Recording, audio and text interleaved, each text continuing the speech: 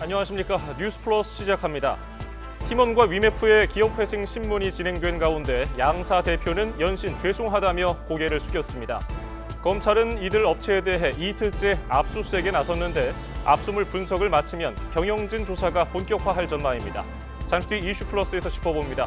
먼저 오늘의 주요 뉴스부터 정리해드립니다. 야권이 주도한 이진숙 방통위원장 탄핵소추안이 국회 본회의에서 가결됐습니다. 임명 이틀 만에 직무가 정지됐는데 대통령실은 깊은 유감을 표하고 헌재 심판을 받겠다고 밝혔습니다. 팀원 위메프의 기업회생 신문을 맡은 법원이 자율구조조정 프로그램을 승인했습니다. 회생 절차 개시 여부 결정은 한 달간 보류됐습니다. 경기 침체 우려가 커지며 미국 증시가 일제히 하락하자 우리 증시도 폭락했습니다. 반도체 주가 이틀 연속 급락하면서 코스피가 4년여 만에 최대 낙폭을 기록했습니다. 국민의힘 한동훈 대표가 신임 정책위 의장에 TK 사선 김상훈 의원을 지명했습니다. 사실상 최고위원 9명 가운데 과반인 5명을 친한계로 채웠다는 분석입니다. 밤사이 강릉 최저기온이 31.4도, 오늘 경주 낮 기온이 38.9도를 기록하는 등 밤낮 없는 더위가 이어지고 있습니다. 주말에는 더 뜨겁고 습한 날씨가 덮친다는 예보입니다. 첫 소식입니다. 이진숙 방송통신위원장에 대한 탄핵소추안이 야권 주도로 국회 본회의를 통과하며 직무가 정지됐습니다. 앞서 국회에선 이진숙 위원장의 상임위 불출석을 두고 여야 의원들이 신경전을 벌였는데요. 국회 연결해 자세한 내용 들어봅니다. 강민경 기자. 네, 국회에 나와 있습니다. 예, 이진숙 방통위원장 탄핵소추안이 본회의 문턱을 넘었죠? 그렇습니다. 이진숙 방통위원장 탄핵소추안은 민주당 주도로 재석 의원 188명 가운데 찬석 186명, 반대 1명, 무효 1명으로 가결돼 국회 본회의를 통과했습니다. 현 정권 들어 방통위 수장에 대한 탄핵 시도는 이동관과 김홍일 전 방통위원장과 이상인 전 방통위원장 직무대행에 이어 이번이 4번째입니다.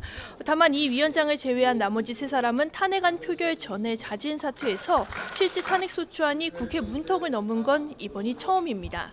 탄핵안이 통과되며 이 위원장은 지난달 31일 취임한 지 이틀 만에 업무가 정지됐습니다. 이 역시 방통위 역사상 첫 사례입니다. 이런 가운데 이 위원장은 오늘 오전 국회 과방위 전체 회의에는 건강상의 이유를 들어 출석하지 않았습니다. 이를 둘러싸고 출석 회피용 가짜 입원이라는 야당과 진단서를 믿지 못하는 거냐는 여당 사이에 설전이 벌어지기도 했는데요. 직접 들어보시겠습니다. 권력자 옆에서는 저렇게 웃음이 절로 나고 국민이 지켜보는 검증대 설현이 갑자기 몸이 아픈 것입니까? 대통령 임명장만 받으면 끝이라고 생각했겠지만 큰 착각입니다. 입원을 했으면 물론 공식상이긴 합니다만 여기서 얼마나 정도 아픈지 궁금하지 않으십니까? 바로 뭐 꾀병이다 그러고 도망갔다 그러고 그렇게 악마화시키는 이유가 전 모르겠습니다. 야당은 이 위원장의 공영방송 이사 선임 과정이 위법했다며 청문회와 방통위 현장 검증도 하기로 했습니다. 이에 맞서 여당은 이 위원장에게 뇌구조가 이상하다는 등의 말을 한 최민희 과방위원장 제명 촉구 결의안을 국회에 제출하며 맞불을 놓았습니다. 이 위원장이 자진 사퇴 대신 헌법재판소의 판단을 기다리는 결정을 내리면서 공영방송 지배구조를 둘러싼 여야의 공방은 한동안 이어질 것으로 보입니다. 지금까지 국회에서 전해드렸습니다. 대통령실은 이진숙 방통위원장 탄핵소추안을 야당이 일방적으로 강행 처리한 데 대해 깊은 유감을 표했습니다.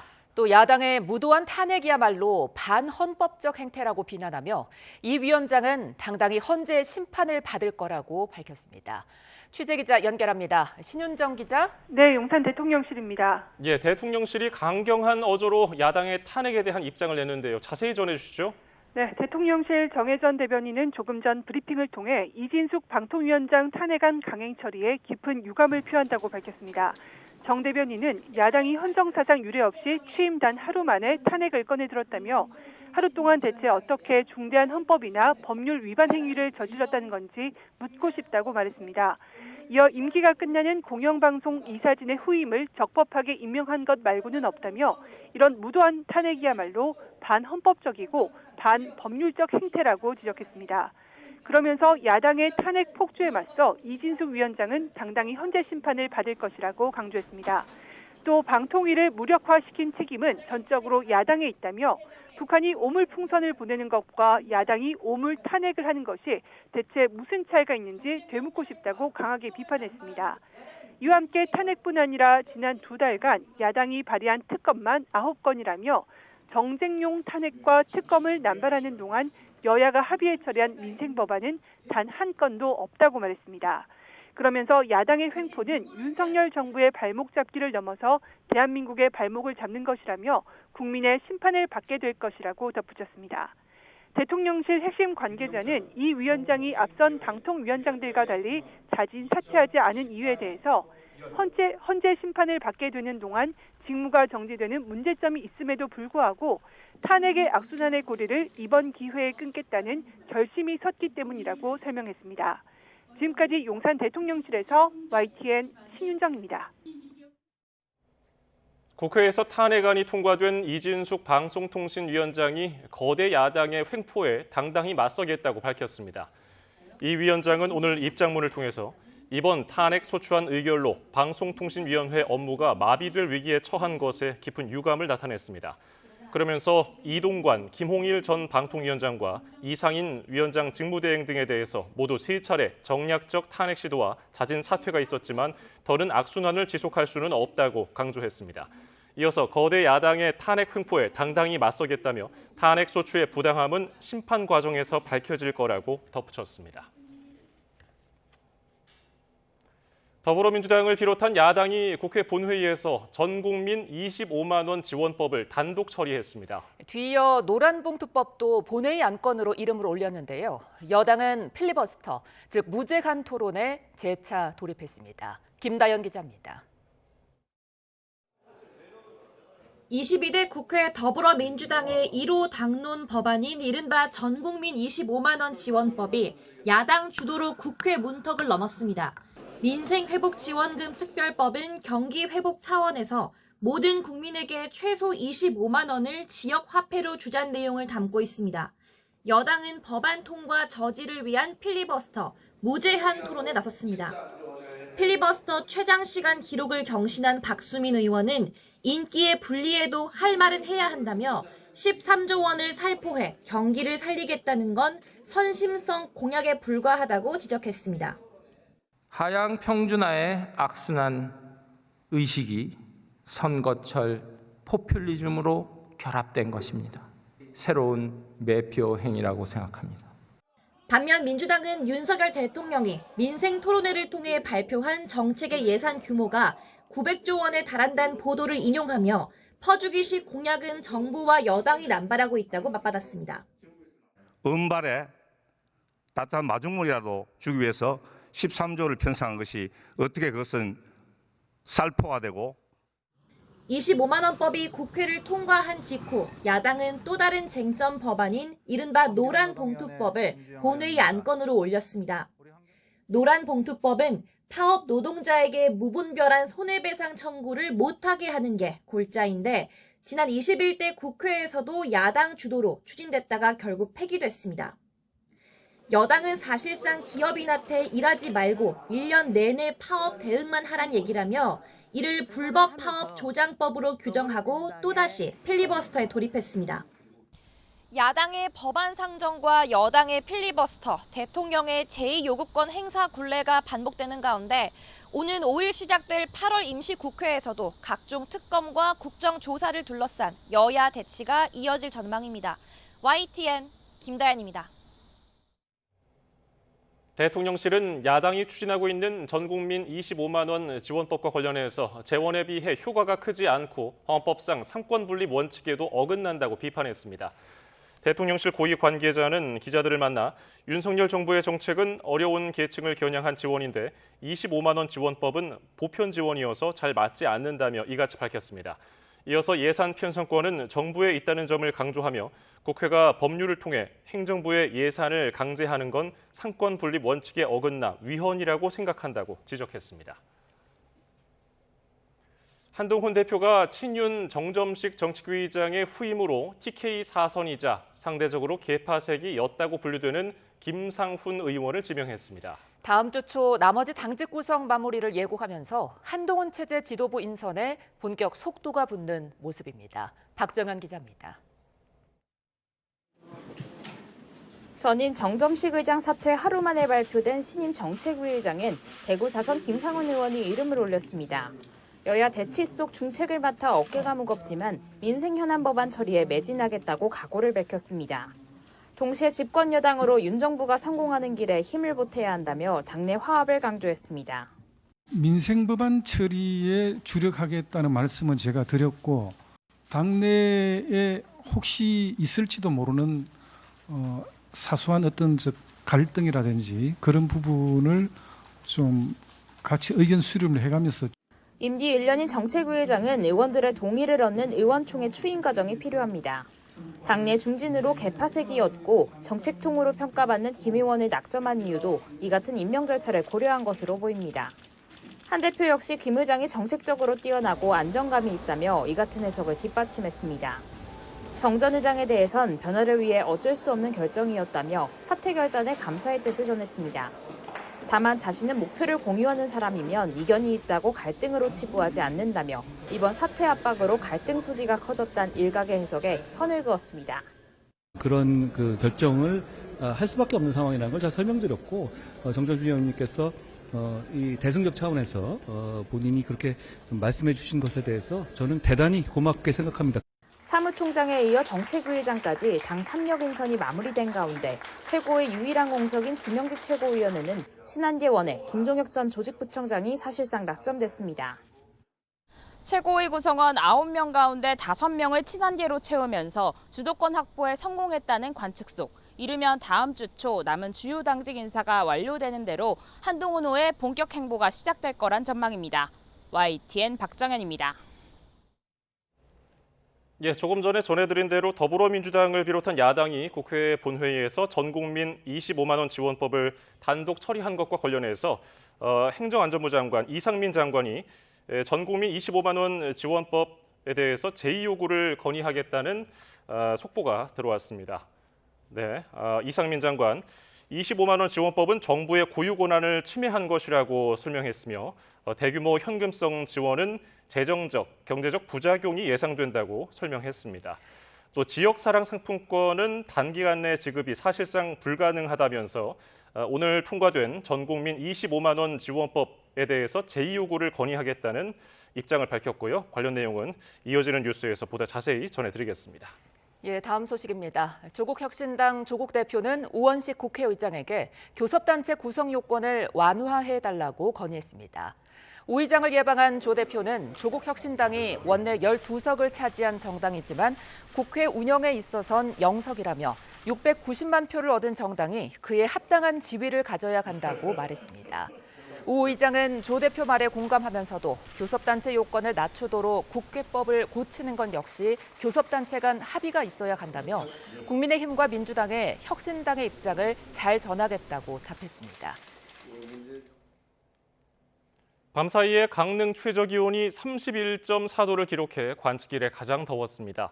열대야가 12일째 이어진 서울도 최저기온이 28.2도를 기록하면서 초열대야에 근접한 밤더위가 나타났습니다. 한낮에는 경주가 39도에 육박하면서 올해 최고 기온을 기록했습니다. 취재기자 연결해서 자세한 내용 알아봅니다. 김민경 기자. 네, 김민경입니다. 예, 밤더위가 점점 심해지고 있습니다. 강릉이 역대 가장 더웠고 서울도 초열대야 수준이었다고요?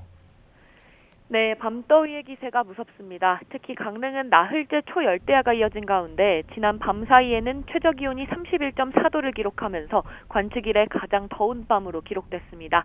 서울도 만만치 않은데요. 밤 사이 열대야가 이어진 서울의 최저기온은 28.2도였습니다. 특히 높은 습도에 체감온도가 30.5도까지 올라 초열대야 수준이었습니다. 서울은 지난달 21일 이후 12일 연속 열대야가 발생하고 있는데요. 문제는 밤 최저기온이 점점 상승하고 있다는 겁니다. 밤사이 최저기온이 30도 이상이면 초열대야라고 부르는데 서울은 지난 2018년 8월 1일과 2일 30.3도와 30.4도를 기록하며 초열대야가 두 차례 발생한 바 있습니다. 기상청은 주말과 휴일 서울의 최저기온을 27도, 체감온도를 30도로 예보했습니다. 특히 열기가 쌓이면서 다음 주까지 열대야가 지속할 걸로 예상돼 앞으로 밤더위의 기세는 점점 더 심해질 가능성이 큽니다. 예, 밤더위가 점점 심해지고 있어서 걱정인데요. 낮더위도 만만치 않았죠? 네, 경주의 낮 기온이 38.9도까지 오르며 올여름 최고를 기록했습니다. 8월 상순 기준 지난 2018년 39.8도에 이어 역대 2위 기록입니다. 그 밖에 포항 37.7도, 강릉도 37.6도 등 동쪽 지역을 중심으로 35도 이상, 전국 대부분 지역에서도 33도를 웃도는 찜통더위가 기록됐습니다. 서울은 31.9도로 기온은 다소 낮지만 습도가 높아 체감온도는 33.3도까지 올랐습니다. 주말에도 찜통더위는 이어지겠는데요. 서울 한낮 기온이 내일과 모레 34도로 예상되고 체감온도는 35도를 웃돌 걸로 보입니다. 특히 영남과 강원 등 동쪽 지방을 중심으로는 낮 기온이 체온보다 높은 37도 안팎까지 지속됐습니다. 폭염 경보 지역도 더 확대해 동두천과 연천 등 경기 북부와 영월, 철원 등 강원 북부, 경남 해안에도 폭염 경보가 내려졌습니다. 특히 그동안 특보가 확대하지 않았던 고지대 태백에도 폭염특보가 확대된 상태입니다. 기상청은 33도를 웃도는 폭염과 밤사이 열대야가 다음 주말과 휴일까지 지속하겠다며 길어지는 무더위에 철저히 대비해 줄 것을 당부했습니다. 지금까지 과학기상부에서 YTN 김민경입니다. 기록적인 찜통더위 속에 본격적인 휴가철을 맞아 해수욕장마다 피서객이 몰리고 있습니다. 이번 주말 피서 인파는 절정에 이를 것으로 보입니다. 송세혁 기자입니다. 드넓은 백사장에 파라솔이 가득 펼쳐졌고 푸른 바다는 해수욕을 즐기는 피서객들로 북적입니다. 넘실대는 파도와 시원한 바닷바람은 찌는 듯한 더위를 식혀줍니다.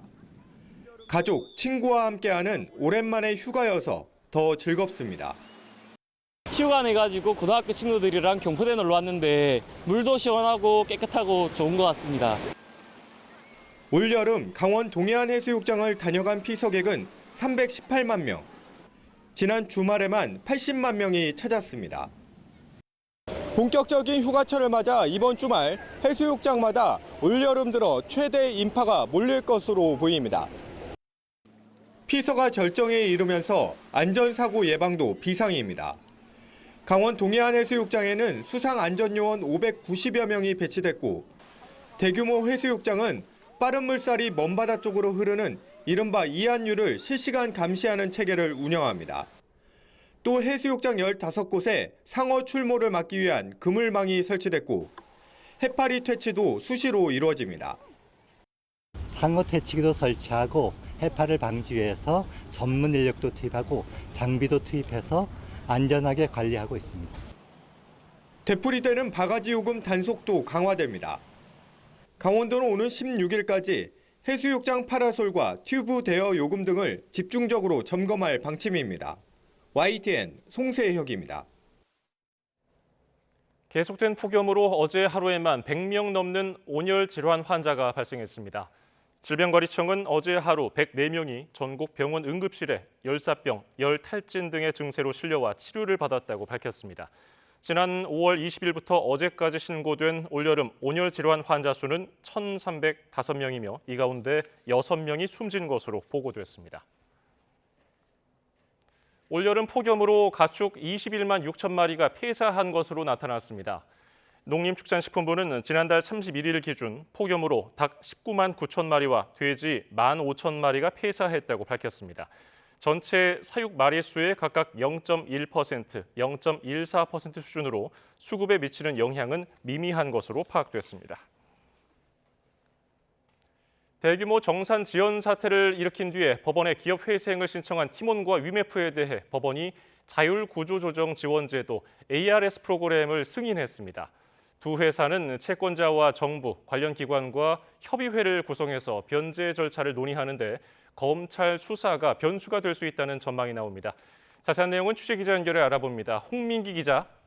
네, 홍민기입니다. 예, 다소 생소한 절차인데요. 그러면은 두 회사의 회생 절차는 어떻게 되는 겁니까?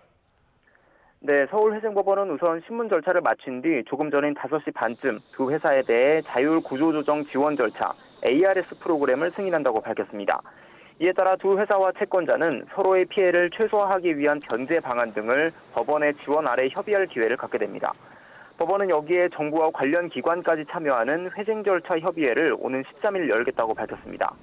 오늘 신문에는 류광진 팀원 대표이사와 류하현 위메프 대표이사가 출석했는데요. 두 대표는 오늘 법원에 출석하면서 이번 사태와 관련해 연신 고개를 숙이며 사죄한다고 말했습니다. 직접 들어보시겠습니다. 죄송하다는 말로 끝나는 게 아니고 정말 피해가 복구되고 그분들이 일상으로 돌아가셔서 다시 사업과 일상을 영위할 수 있도록 제가 죽도록 노력하겠습니다. 네, 두 대표는 오늘 한 번의 신문을 받았고 신문 절차는 1시간여 만인 4시쯤 끝났습니다. 이번 사건을 맡은 안병욱 서울회생법원장이 직접 대표들을 신문하면서 두 회사의 기업 경쟁력과 생존 가치가 무엇인지 등을 질문한 것으로 전해졌는데요. 이에 두 회사는 월 500만 명에 달하는 이용자가 있고 적자를 꾸준히 줄여가고 있었다며 구조조정으로 개선할 수 있다고 설명한 것으로 전해졌습니다. 이런 가운데 법원이 ARS 신청을 허가하면서 두 회사에 대한 회생 개시 여부 결정은 다음 달 2일까지 한 달 동안 보류됩니다. 지금까지 서울회생법원에서 전해드렸습니다. 이런 가운데 검찰은 팀원과 위메프의 미정산 사태와 관련해 연 이틀 강제 수사를 이어갔습니다. 이와 함께 큐텐그룹 재무본부장을 불러 조사하는 등 팀원과 위메프 등 계열사의 전반적인 자금 흐름을 파악하는 데 집중하고 있습니다. 김태원 기자입니다. 검찰이 미정산 사태와 관련해 팀원과 위메프, 큐텐테크놀로지 사옥을 다시 찾아 재무 회계 자료를 확보했습니다. 앞서 이들법인과 구영배 큐텐그룹 대표 등 경영진 자택까지 10곳을 한 차례 압수수색했는데 추가 강제 수사에 나선 겁니다. 검찰 관계자는 확보할 자료가 많은 만큼 당분간 압수수색이 더 이어질 가능성도 있다고 전했습니다. 검찰이 이렇게 증거 확보에 공을 들이는 것은 큐텐그룹 내부의 자금 흐름과 미정산 대금의 행방을 확인하기 위해서입니다. 검찰은 큐텐그룹이 팀원과 위메프의 판매 대금 400억 원을 빼돌려 기업 인수비용 등으로 충당했을 것으로 보고 있습니다. 또 판매 대금을 제때 정산하는 게 사실상 불가능하다는 걸 알면서도 입점업체와 계약해서 상품을 판매하면서 이른바 돌려막기 사기를 벌인 걸로 의심하고 있습니다. 이와 관련해 검찰은 큐텐그룹 재무라인의 핵심 관계자인 이시준 재무본부장도 불러 조사했습니다. 이 본부장은 팀원과 위메프 대금 정산과 자금 관리 등 재무 업무를 총괄한 것으로 알려진 인물로 이번 사태를 규명할 키맨으로 꼽힙니다. 해외 전자상거래 플랫폼 위시를 인수할 때 팀원 등에서 자금을 가져오는 것을 승인한 것으로 알려진 것도 이 본부장이기 때문입니다. 검찰은 조사에서 이 본부장을 상대로 팀원과 위메프 자금을 인수에 동원하기로 결정한 구체적인 경위를 추궁한 것으로 전해졌습니다. 검찰은 조사 내용을 토대로 그룹 내부의 자금 흐름 등을 확인하며 확보한 압수물을 포렌식한 뒤 구대표 등 경영진들에 대한 소환 절차에 나설 걸로 보입니다. YTN 김태원입니다. 중소기업 유통센터가 위메프와 손을 잡고 소상공인 판로 개척을 위한 사업을 진행하는 과정에서 자본 잠식 등 신용도가 떨어진 사실을 알고도 그대로 사업비를 지원한 정황이 드러났습니다. 이 때문에 많은 소상공인이 위메프에 입점하게 됐는데 결국은 미정산 피해만 키운 꼴이 됐습니다. 박기환 기자입니다. YTN이 입수한 위메프 내부 문서입니다. 위메프가 중소기업 유통센터의 소상공인 지원 사업에 선정된 뒤 후속 절차를 논의하는 내용이 담겼습니다. 사업 진행을 위해선 국가계약법상 계약 이행 보증이 필요한데 위메프는 신용 문제로 SGI 서울보증보험공사의 보증을 받지 못했다며 대안을 제시했습니다. 보증 대신 계약 이행금 명목으로 사업비의 15%를 내겠다고 요구했습니다. 하지만 중기유통센터는 위메프의 재무 상황이 부실한 사실을 알고도 이 요구를 수용했습니다. 마케팅과 홍보 등 소상공인 온라인 시장 진출 지원 사업에서 위메프가 따낸 돈만 1년에 32억 원이 넘습니다. 위메프는 이 사업을 통해 소상공인 1,400여 곳을 입점시켰습니다. 하지만 결국 미정산 피해자만 더 늘려준 꼴이 됐습니다. 여기에 지난 6월 이미 미정산 사태를 예견하고 있던 위메프가 판촉 행사에 적극 나서면서 입점한 소상공인 판매 실적도 한 달 만에 10배 이상 늘었습니다.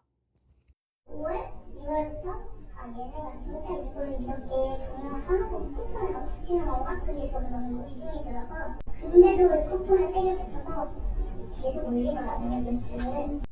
중소기업 유통센터 측은 국가계약법에서 보증 대신 허용한 계약 이행 보증금을 받은 것일 뿐이라면서 자본 잠식 기업을 공모에서 제외할 법적 근거도 없었다고 해명했습니다. 현행법상 나라 돈을 부실한 기업에 맡길 수 있다는 허점을 파고든 위메프, 결국 소상공인들만 피해를 떠안게 됐습니다. YTN 박견입니다. 오늘 새벽 서울 도심 한복판의 지하보도에서 여성 환경미화원이 흉기에 찔려 숨지는 일이 벌어졌습니다. 경찰은 4시간 만에 범인을 긴급 체포했는데요. 한때 노숙 생활을 했던 범인은 피해자가 자신을 무시한다고 생각해 범행을 저질렀다고 말했습니다. 이현정 기자입니다. 숭례문 근처의 지하보도. 한창 사람들이 오갈 출근 시간이지만 경찰 통제선이 쳐져 있습니다. 이곳에서 몇 시간 전 흉기 난동 사건이 벌어졌습니다. 새벽 4시 50분쯤 70대 남성 A씨가 60대 여성을 흉기로 찌르고 달아났습니다. 피해자를 발견한 경찰과 구급대가 심폐소생술을 하며 병원으로 옮겼지만 1시간여 만에 숨졌습니다.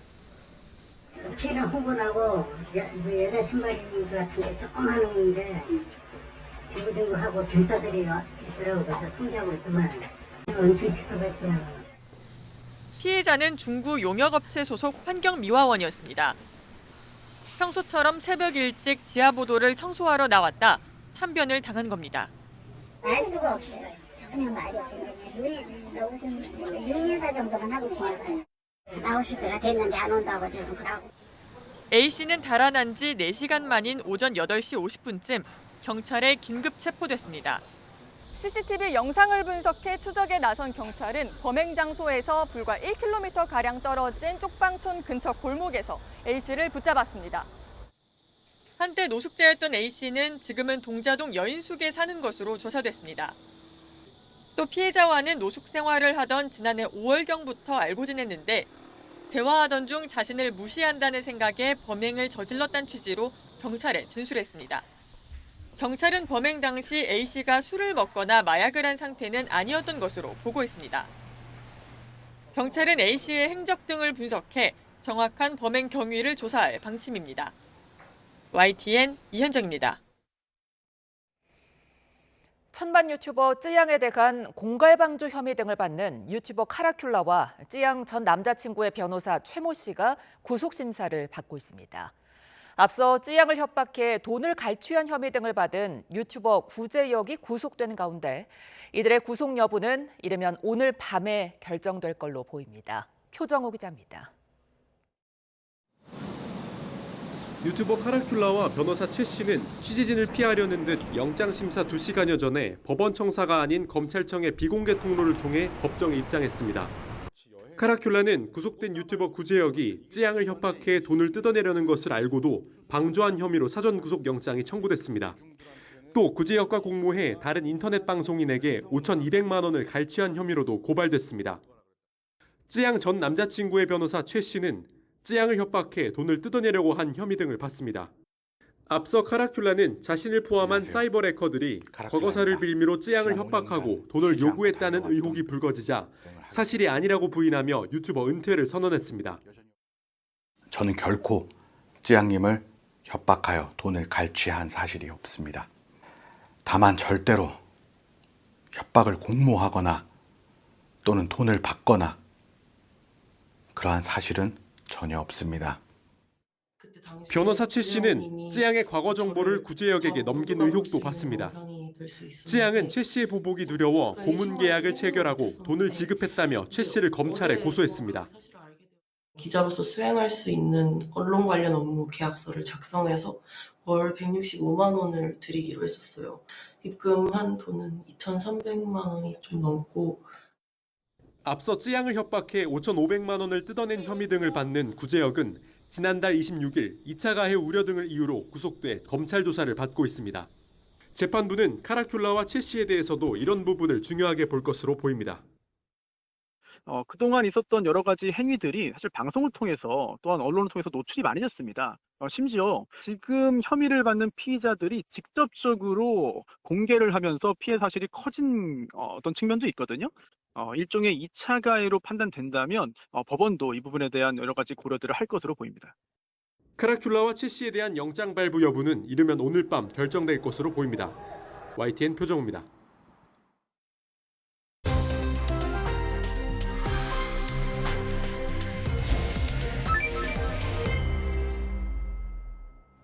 네, 세간의 화제가 된 사건과 법적 쟁점을 짚어보는 순서입니다. 이슈 플러스, 오늘은 김성수 변호사와 함께합니다. 안녕하십니까? 안녕하세요.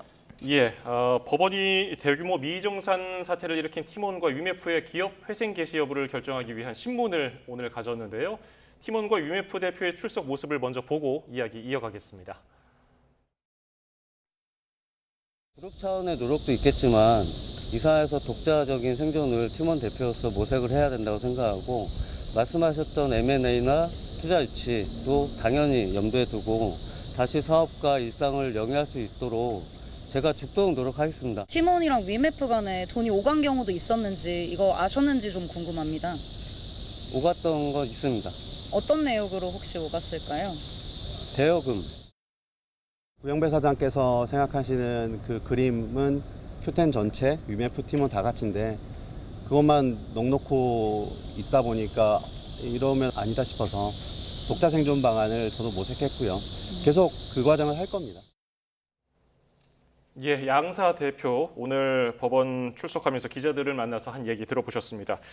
법원이 한 1시간 전쯤에 TMF가 일찍이 신청했던 자율구조조정 프로그램을 승인했거든요. ARS 프로그램. 이게 정식 도입된 지는 얼마 안 됐어요. 어떤 건지 좀 설명해 주시죠. 예, 일단 이 사실관계를 조금 간단하게 설명을 드리고 말씀을 드리겠습니다. 지금 현재 저희가 팀원 위메프를 합쳐서 팀F라고 부르고 있는데 팀원이랑 위메프는 별도 법인이기 때문에 이 회생 조정이라든지 이런 절차도 각각의 법인별로 이제 진행이 될 겁니다. 그래서 그 부분 제가 좀 구분을 해야 될 것 같고 그리고 이게 자율구조조정 프로그램 ARS 프로그램이라고 부르고 있는 이 프로그램이 어떤 것이냐면 이 저희가 회생을 이제 법인이 회생 신청을 할 수가 있지 않습니까? 이 법인 회생이라는 것이 우리가 지금 현재 이런 자금의 유동성이라든지 이런 문제가 발생을 해서 파탄의 직면에 있는데 기업을 계속해서 운영을 하면 채권자들에게 이익이 있다. 그러니까 계속적 가치가 더 크다라고 했을 때 회생을 이제 결정을 해서 회생을 통해서 뭐 변제를 하는 그런 절차를 거칠 수가 있게 되는 것인데 이게 2018년 7월에 이 ARS 프로그램이라고 해서 자율구조조정 프로그램이 이제 들어왔고 이게 회생 신청을 할 당시에 이 부분을 같이 신청을 할 수가 있는 겁니다. 그래서 같이 신청을 하면 이 자율구조조정 프로그램은 이 회생이 이제 신청이 들어가면 법원에서 이 회생 절차를 개시를 할지 여부를 결정을 하게 되는데 그 전에 일단은 채권자와 채무자 간에 자율적으로 이 구조조정에 대해서 계획을 협의를 해보고 만약에라도 협의가 된다라고 한다면 이 부분 그럼 회생 개시를 하지 않고 이 합의된 자율구조조정 프로그램을 통해서 구조조정을 진행할 수 있도록 해주는 겁니다. 그러니까 법원에서 이 채권자와 채무자 간에 만날 수 있는 자리를 지원을 해주는 그런 형태라고 볼 수가 있는 부분이고 말씀하셨던 것처럼 2018년 7월경에 이제 시범적으로 시행이 됐었고 2023년 12월 19일에 이 서울회생법원에서 준칙을 이제 마련을 하면서 법적인 근거가 마련됐다고 볼 수가 있거든요. 그래서 이렇게 현재 진행이 되고 있는 것이고 실제로 이 ARS 프로그램을 통해서 회생 개시 전에 이 합의가 이루어져서 실제 회사가 이제 다시 이렇게 좀 운행이 됐던 그런 경우도 있었기 때문에 이번의 경우에도 혹시나 그렇게 가능한 것이냐 이에 대해서 여러 가지 좀 관심이 모이고 있는 상황이다 이렇게 말씀드릴 수 있을 것 같습니다. 예, 이제 이 ARS 프로그램을 최장 3개월 동안 진행할 수 있다고 하는데요. 절차가 어떻게 해야 됩니까? 예, 일단 이 ARS 프로그램이 말씀드렸던 것처럼 이 구조조정과 관련해서 채권자와 채무자 간에 이 계획을 논의해 볼 수 있는 자리를 지원해 주는 거라고 볼 수가 있습니다. 그렇다 보니까는 이 협의회를 구성하는 것 그리고 또 뭐 이러한 절차를 주재하는 주재자가 있어야 되지 않습니까? 그런 주재자를 이제 선임하는 것 이런 부분을 법원에서 지원을 해주게 됩니다. 그리고 이게 회생 결정과 그 근본적으로 다른 부분이 어떤 부분이라고 말씀드릴 수가 있느냐면 회생 개시 결정이 뭐 이제 이루어지고 회생이 이루어지게 되면 이 부분은 채무자가 본인이 정한 변제 계획안에 따라서 채권자들이 동의하는지를 이제 받게 되는 것인데 예. 그렇다 보니까는 채무자가 정한 방향에 따라서 채권자가 따라갈 수밖에 없어요. 예. 그런데 이 ARS 같은 경우에는 이 계획안을 짜는 것부터 채권자가 이제 참여를 할 수가 있다 보니까는 채권자들의 목소리가 조금 더 반영될 여지가 있거든요. 그렇다 보니까 채권자들에게 조금은 유리할 수 있다라는 이야기도 나오고 있는데 다만 지금 같은 경우에 채권자가 워낙 많다 보니까 숫자가 많다 보니까 현실적으로 가능한 것이냐라는 이야기가 나올 수밖에 없는 것이고 또 이게 회생 신청이 들어가고 나서 지금 현재 이 보전 처분이라든지 포괄적 금지 명령을 통해서 강제 집행도 되지 않고 어떠한 뭐 지금 재산을 처분할 수 있는 행위가 불가능한 상황이 됐지 않습니까? 이렇게 돼서 채권자들이 굉장히 많은 불편을 느끼고 있는 상황인데 이것이 최장 3개월까지 이 ARS 프로그램을 통해서 더 지연되게 되면 결국 실질적으로는 채권자들에게 더 안 좋은 상황이 된 것이 아니냐는 이야기도 나오고 있어서 이 부분 관련해서 채권자들도 뭐 이 부분을 계속해서 진행하는 것을 동의를 할 것인지 아니면 명시적으로 반대하는 경우에는 3분의 2가 명시적 반대를 하면 이 ARS 프로그램 자체를 이제 종료할 수가 있거든요. 그렇기 때문에 이런 부분에 대해서도 어떻게 진행될지를 봐야 될 것 같습니다. 예, 말씀하신 대로 채권자들이 목소리를 좀 낼 수 있는 기간이 3개월 정도 생겼다고 볼 수 있는데 채권자가 그 입점 판매업자들 포함하면 한 10만 명 정도 된다는 그렇게 추산이 된다는 보도가 있더라고요. 그러면은 이게 3개월이 좀 부족할 거 아닌가 이런 우려도 되는데요. 어떻게 보십니까? 예, 일단 티몬과 위메프가 이제 별도의 법인이고 별도로 절차가 진행될 것이기 때문에 각각의 채권자가 몇 명인지를 파악을 해야 될 것 같습니다. 예. 아마 그 10만 명은 합쳐서 10만 명으로 추산이 된다는 이야기인 것 같은데 위메프 같은 경우가 지금 이야기가 나오고 있는 부분은 채권자의 수도 조금은 더 적은 것 같고 이 채권 금액도 조금 더 적은 것 같습니다. 예. 그렇다 보니까 UMF가 조금은 더 이 뭐 프로그램을 진행하는 데 있어서 조금 더 용이한 부분이 있지 않느냐 이런 이야기가 나오고 있는 것이고 그리고 티몬 같은 경우에는 지금 현재 이 입점업체 피해를 입은 입점업체의 수를 파악하고 있다고 하니까요. 그 부분 관련해서도 만약이라도 수가 너무 많다라고 한다면 UMF보다 더 어려워질 수가 있겠죠. 그리고 UMF도 적다라고 말씀드렸지만 그래도 몇만 명 이상이 지금 채권자로 얘기가 나오고 있기 때문에 과연 이것이 현실적으로 가능하느냐. 만약에 그렇다면 금액적으로 높은 채권자들이 이런 부분에 대해서 뭐 특히나 주도를 해서 이 채권자들의 의견을 반영할 수 있는 그런 부분이 있는지 이런 것들에 대해서도 여러 가지로 조금 검토가 필요하지 않나 싶고 그 채권자와 채무자 간에도 그 부분 관련 논의가 있지 않을까 생각이 됩니다. 예, 이런 가운데 검찰이 구영배 대표 등에 대해 압수수색 영장을 신청했는데요. 여기에 사기 혐의가 기재된 걸로 전해지고 있거든요. 그러니까 지금 회사의 현금 흐름이 좋지 않은 상황임에도 계약을 체결하고 물품을 판매까지 했다면 사기죄가 성립될 수 있는 겁니까? 예, 이 형법상의 사기라든지 뭐 특경법상의 사기 다 동일하게 결국에는 변제할 의사나 능력이 없었음에도 불구하고 그런 사실을 기망을 하고 뭐 재산상의 이익이라든지 재물을 취득했다라고 한다면 사기가 되는 겁니다. 그런데 지금 이제 이 구조가 결국에는 소비자가 이 티몬이라든지 유메프에 돈을 지급하면 이 티몬이랑 유메프가 판매업체에 돈을 지급하는 것이고 그것을 믿고 판매업체는 소비자에게 물건을 배송을 하는 거지 않습니까? 그런데 이 정산 기간이 늦어지다 보니까 지금 판매업체들은 돈을 못 받은 상황이에요. 그런데 이렇게 돈을 주지 못할 수 있다는 걸 티몬이나 UMF가 알고 있었다라고 한다면 지급할 능력이 없었다라는 걸 인지하고 있는 상태였고 그것을 알면서도 기망을 했다라고 한다면 사기가 될 수가 있는 겁니다. 다만 이게 사업이기 때문에 내가 사업이기 때문에 이 부분이 지금 당장에는 뭐 현금의 유동성이 없다라고 하더라도 줄 수 있었다라고 믿었다라고 주장을 한다면 그 부분이 아니라는 것을 이제 검찰에서 반박을 해야 되기 때문에 그 부분에 대한 증거를 모을 수밖에 없는 것이고 또 법리상 지금 사기 외에도 횡령 배임 등이 또 검토 중에 있다고 하거든요. 그렇다 보니까 현재 압수수색에서 나온 그 증거들을 통해서 자금의 뭐 순환 과정이라든지 이런 부분들을 좀 봐야 될 것 같고 그리고 현재 지금 이 티몬이나 UMF에서 어디까지 이 자금 상황에 대해서 알고 있었는지 지금 재무팀 자체가 그 법인 내부에 없었다는 이야기가 있기 때문에 그렇다면 이런 부분에 대해서 어디까지 알고 있었는지 그리고 그 알고 있었던 것에 대해서 책임이 뭐 대표이사까지만 있는 것인지 아니면 재무 관련 담당자까지 있는 것인지 이런 부분도 수사기관에서 철저한 수사를 통해서 이 부분 좀 사실관계를 파악하고 범죄의 혐의가 있다라고 한다면 처벌이 이루어지지 않을까 생각됩니다. 예, 저희도 어제 오늘 계속해서 단독 보도로 관련 내용을 전해드렸는데 큐텐 전 직원들에 따르면은 이미 지난해 초에 모기업인 큐텐에서 지연 사태가 시작이 됐고 차측이 답변하는 매뉴얼까지 만들어서 직원들에게 배포했다는 얘기가 있던데 이게 만약에 사실이라고 한다면 어떤 혐의가 적용이 가능하겠습니까? 예, 근데 이 큐텐 같은 경우도 별도의 법인입니다. 그렇기 때문에 큐텐에서 만약에 지연 사태가 있었고 이러한 매뉴얼이 있었다라고 하더라도 이 부분이 곧바로 티몬이나 UMF에 대한 이 지급 능력이 없었다 이 부분으로 단정할 수는 없는 겁니다. 다만 그룹사기 때문에 그 한 개의 그룹이 어려웠다라고 한다면 나머지 그룹들도 어려웠을 가능성은 높거든요. 그 나머지 기업들도. 그렇기 때문에 그런 부분들에 대해서는 어떠한 수사의 단초가 될 수가 있을 것이고 이렇게 자금이 어려운 상태였기 때문에 이 법인의 팀원에 있는 자금이 다른 법인으로 흘러 들어갔고 이 흘러 들어간 자금 자체가 반환받을 수 없었다는 걸 알면서도 이걸 지급했다라고 한다면 이 부분도 이제 횡령이라든지 배임이라든지 이런 부분에 대한 쟁점이 될 수가 있거든요. 그렇기 때문에 이 자금 흐름을 일단 분석하는 것이 가장 중요할 것으로 보이고 이러한 왜냐하면 지금 Q10 외에도 티몬에도 있었다는 이야기 또 나오고 있기 때문에 그리고 당초에 이 지연에 대해서 그 자금이 없기 때문에 지연이 되고 있다 이것이 아니라 시스템의 오류라고 처음에 알렸던 부분도 있거든요. 그런데 이게 현재 유동성이 없다라는 걸 알면서도 그렇게 공지를 하고 판매업체의 판매를 계속해서 방조를 했다라고 한다면 그 부분에 대해서도 결국엔 사기의 문제가 될 수가 있기 때문에 이런 부분까지도 전체적으로 봐야 되지 않나 생각이 듭니다. 예, 관련해서 지금 압수수색 이틀째인데요. 어떤 부분을 좀 확보하는 데 중점을 두겠습니까? 예, 일단은 금감원에서 상당 부분의 압수가 이루어졌던 것으로 알고 있습니다. 그리고 그 부분에 대해서 검찰에서 일단 분석을 하고 있고 그리고 지금 현재 주거지라든지 사무실에 대한 압수수색이 추가로 이루어질 것으로 알고 있기 때문에 그 부분 관련해서도 이런 직원들이 이 현재 회사의 상황에 대해서 어떻게 파악하고 있었는지 그런 것들이 내부 이메일이라든지 내부 회의록 이런 부분들을 통해서도 많이 발견이 될 거거든요. 그래서 그런 부분 사실관계를 통해서 만약에라도 알았다라고 한다면 말씀드렸던 것처럼 그 알았던 것에 대한 책임이 그 대표이사까지만 있는 것인지 아니면 다른 임원까지도 있는 것인지 이 부분을 봐야 될 것으로 보이고 지금 이 재무팀 자체가 그 팀원이나 UMF 내부에 있는 것이 아니라 이 팀원이나 UMF의 돈과 관련한 재무의 흐름 자체도 Q10 그 테크놀로지에서 관리했다는 이야기가 나오고 있기 때문에 그렇다면 지금 Q10 테크놀로지의 재무 관련 담당자가 굉장히 중요한 키맨일 수가 있기 때문에 이 담당자의 진술까지도 파악하는 부분이 중요하지 않을까 생각됩니다. 예.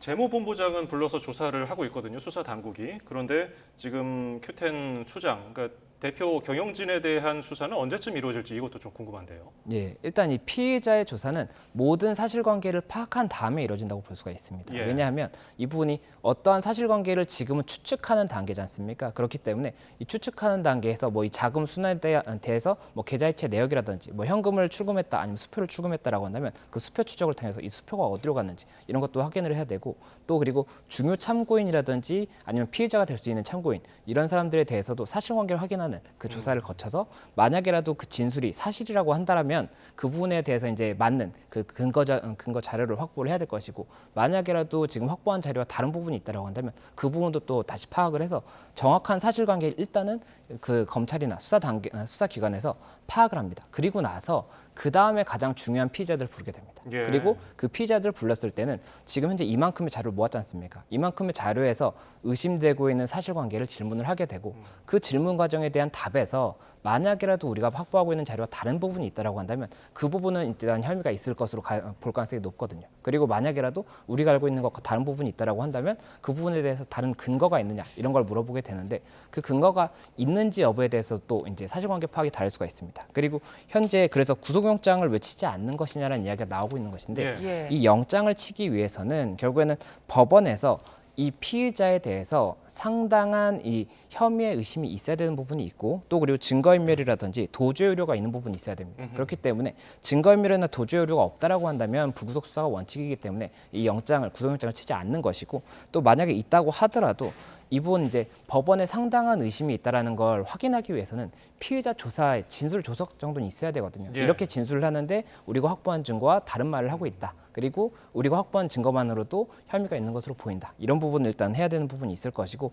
근데 이게 구속이 되게 되면 경찰 단계에서 10일 그리고 검찰 단계에서 20일까지밖에 구속을 할 수가 없습니다. 예. 그러면 구속이 이루어지고 나서는 빨리 이제 정리를 해서 그 법원에다가 기소를 하는 절차를 거쳐야 되기 때문에 지금 현재 물리적으로 시간이 30일보다 더 걸릴 것이라고 생각한다면 영장을 신청하는 거나 청구하는 것에 대해서도 아무래도 기간이 조금 더 소요될 수밖에 없기 때문에 그런 부분도 저희가 참고해서 보면 좋을 것 같습니다. 예, 다음 주제로 넘어가 보겠습니다. 일본도를 이용한 칼부림 사건이 발생한 지 얼마 지나지 않았는데 이번에는 강원도 춘천에서 정글도를 휘두른 60대가 경찰에 붙잡혔습니다. 이 사건 먼저 개요를 좀 짚어주실까요? 예, 지난달 31일에 이제 오전 8시 40분경이었습니다. 이 강원도 춘천시 후평동에 있는 한 아파트에서 60대 남성 A 씨가 70대 여성 B 씨에게 이 공용 그 쉼터에 있는 잿더리를 왜 치웠느냐라고 이제 그 이야기를 하면서 50cm 정도의 정글도로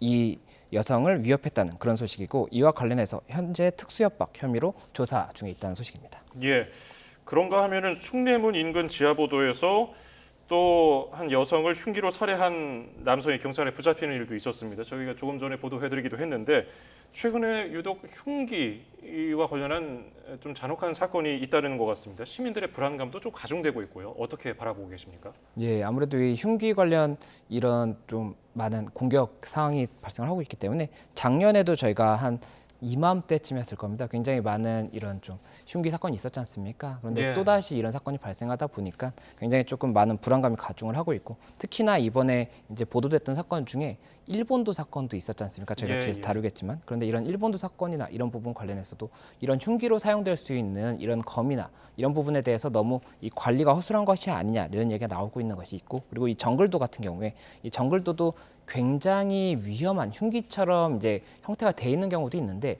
이거 같은 경우에 도검 허가를 안 받는 것처럼 지금 이야기가 나오고 있거든요. 예. 그렇다 보니까 관련 법을 개정을 해야 되는 것이 아니냐 이런 이야기가 계속해서 나오고 있는 것입니다. 그리고 예. 이 총포 도검 관련 법을 제가 말씀을 드렸는데, 제가 이게 언제 개정이 됐나를 봤었는데 2020년에 개정이 되고 이후에 개정이 아직까지 한 번도 안 됐더라고요. 아하. 그런데 계속해서 이렇게 위험한 상황이 발생을 하고 있고, 일본도 사건 같은 경우에 이번 사건 전에도 이 일본도를 통한 뭐 이런 사망이 이뤄진 사건들이 그 연에도 몇 번씩 있었기 때문에, 그럼에도 불구하고 이런 부분 개정을 하지 않는 것이 문제가 되는 것이 아니냐 이런 얘기가 나올 수밖에 없는 것 같습니다. 예, 지난해에 뭐 흉기 사건이 많이 일어나면서 경찰이 특별 치안 활동을 대대적으로 벌였잖아요. 그럼에도 불구하고 계속 이런 사건이 일어나는 거는 경찰의 어떤 대책이 미흡했던 건 아닐까요? 어떻게 보십니까? 예, 이게 말씀하셨던 것처럼 이제 특별 치안 활동이지 않습니까? 특별 치안 활동이라는 것은 그 기간에 특별히 이제 치안 활동을 하는 것이기 때문에 계속해서 할 수는 없는 겁니다. 예. 왜냐하면 인력이 한정돼 있고 그런 부분이 있기 때문에. 그렇지만 이 부분이 만약이라도 계속해서 필요한 부분이라고 이제 판단이 됐다라고 한다면 특별 치안 활동이 아니라 그렇게 자주 치안 활동을 할 수 있도록 뭐 인력이라든지 예산을 편성을 다시 해야 되겠죠. 그렇다 보니까 경찰의 잘못이라고 단정을 짓기보다는 이 시스템을 개정을 했어야 되는데, 그 시스템의 개정이 아무래도 좀 많이 지연된 것이 아니냐 이런 이야기가 나올 수밖에 없는 것 같습니다. 예, 그 일본도로 이웃을 살해한 피의자는 결국 구속이 됐고요. 현재 경찰이 정신병력 여부 등을 조사 중인데, 만약에 정신감정을 통해서 예전에 치료를 받은 적이 있고 실제로 의학적으로 정신적으로 좀 문제가 있다고 판명이 된다면은 재판에서 감형 요소가 됩니까? 예, 지금 현재 심신미약이 계속해서 이제 언급이 되는 것으로 보이는데, 만약에라도 이 부분 관련해서 이 사물을 변별할 능력이 없었다거나 의사를 결정할 능력이 없었다라고 한다면 미약이 아니라 심신상실로 갈 수가 있거든요. 예. 이 심신상실 같은 경우에는 이 정신병력이 너무 뭐 심하다거나 해서 이 부분 내가 어떠한 행위를 하는지를 몰랐다든지 이렇게 되는 경우에는 무죄가 선고될 수가 있습니다. 형법 10조에 그런 규정이 있습니다. 그런데 이 무죄가 선고가 된다라고 하더라도 그렇다고 해서 풀려나는 것이 아니라 치료 감호를 받게 되거든요. 예. 그리고 이 치료 감호 같은 경우에는 이제 국립법무병원의 치료 감호소에서 이 치료를 받게 되기 때문에 신체의 자유가 일단은 어느 정도 제한이 되는 것은 동일한 부분이 있고, 또 살인죄 같은 경우에는 21년까지도 일단은 그 치료가 가능한 부분이 있기 때문에 만약에 무죄가 선고된다고 하더라도 치료 감호로 일단은 조금 처분이 될 여지가 있다라고 말씀드릴 수 있을 것 같습니다. 그리고 이게 치료 감호의 대상인지 여부도 현재 지금 이 언론에서 보인 태도가 굉장히 좀 일반적이지 않았기 때문에 이야기가 나오고 있는 것인데, 이런 뭐 태도나 이런 부분만 가지고 어떠한 뭐 정신병이 있는 것 같다 이렇게 판단하는 것이 아니라, 이 남성의 뭐 휴대폰에서의 대화 내역이라든지 뭐 이 남성의 뭐 어떤 수첩 이런 부분에서 대화 내용이나 뭐 이런 메모가 나올 수가 있지 않습니까? 그런데 예. 그런 메모들을 봤을 때는 이 사람이 뭐 이런 정신병이 있는 것으로 보이지 않는다 이렇게 한다라고 하면 이 부분 정신병으로 인정하지 않을 수도 있기 때문에 결국에는 이 검찰 측에서는 뭐 수사기관 측에서는 결국 이 사람이 만약 정신병을 주장한다라고 한다면 정신병이 있는지 여부에 대해서 이 부분 뭐 판단할 수 있는 여러 가지 증거를 모을 수밖에 없지 않나 생각이 듭니다. 예, 앞서 뭐 잠깐 말씀해 주셨는데 지금 피의자가 뭐 반성하는 태도는 없잖아요. 피해자에게 죄송한 마음이 없다고 했단 말이죠. 이런 부분은 혹시 가중처벌 요소가 되지는 않습니까? 예, 만약이라도 뭐 심신 상실이라든지 이런 부분이 인정이 되지 않는다라고 한다면 당연히 이 부분 피해자에 대해서 어떠한 뭐 그 반성을 하고 있다든지 진지한 사과를 한다든지 이런 부분은 감형 요소가 될 수가 있지만, 그런 부분이 없다라고 한다면 그 감형 요소가 될 수가 없기 있기 때문에 결국에는 조금 더 중한 처벌이 이뤄질 가능성이 높습니다. 그리고 현재 지금 마약 투약 여부에 대해서도 이야기가 나오고 있는데 간이 시약 검사를 거부했다라고 알려져 있지 않습니까? 예. 그래서 신체 수색 영장을 통해서 신체를 수색할 수 있는 영장을 받을 수가 있거든요. 그럼 그걸 통해서 마약 검사를 할 수가 있는데 만약에라도 그 과정에서 마약을 투약했던 그런 부분이 있었다라고 한다면 또다시 사실관계가 달리 보일 수가 있기 때문에 그런 가능성까지도 수사기관에서는 보고 있는 것 같습니다. 알겠습니다. 다음 주제도 살펴볼까요? 유튜버 쯔양을 협박해서 돈을 갈취한 혐의로 고소를 당한 변호사 그리고 유튜버 카라큘라에 대한 구속 심사가 지금 열리고 있습니다.